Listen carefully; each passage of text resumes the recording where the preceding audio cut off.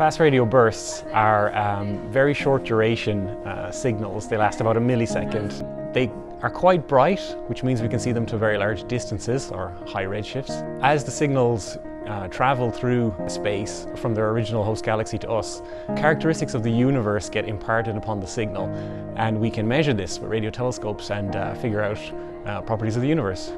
There's a lot of theories actually. They're not aliens, that's been theorized amongst many other things. Up to this point it's been true that there's been more theories about fast radio bursts than there have been actual fast radio bursts. But this recent result from ASKAP has actually changed that. So we now have more data than theory. Predominantly they involve neutron stars and compact objects like black holes. Some of them are what we call catastrophic events, so something that happens once and will never happen again. So a neutron star collapsing to form a black hole, obviously that can only happen once. Some of them involve repetition, so it might involve planets orbiting around neutron stars. Something like that can repeat and we can see multiple bursts.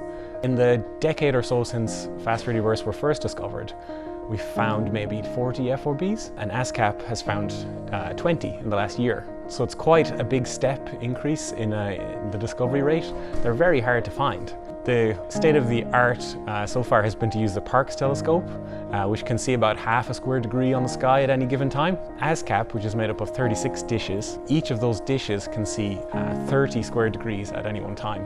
And they've been using about 10 of these at a time to look for fast radio bursts. So it's a huge increase on how much sky they can see at once. ASKAP also has the benefit of its location. So it's at the SKA site in the Murchison, which is extremely remote. Consequently, we don't have radio frequency interference.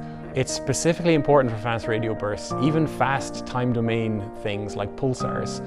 If they pulse and you miss it, you can keep looking and you'll see another pulse.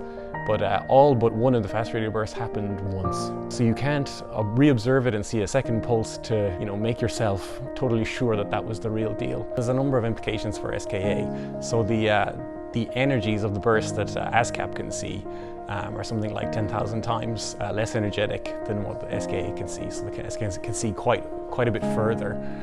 So what ASKAP does is it's been getting all of its single dishes to look at a different patch of sky in what they call that fly's eye mode, just to see as much sky as possible.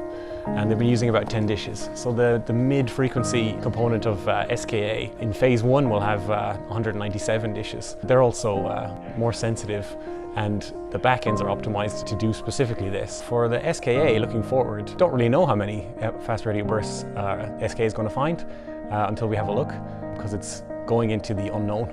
But extrapolating up from these rates using our sensible assumptions, we're looking at hourly detections, and considering we spend a decade trying to find a few dozen of these, this is it's a very exciting time for radio astronomers working in this area.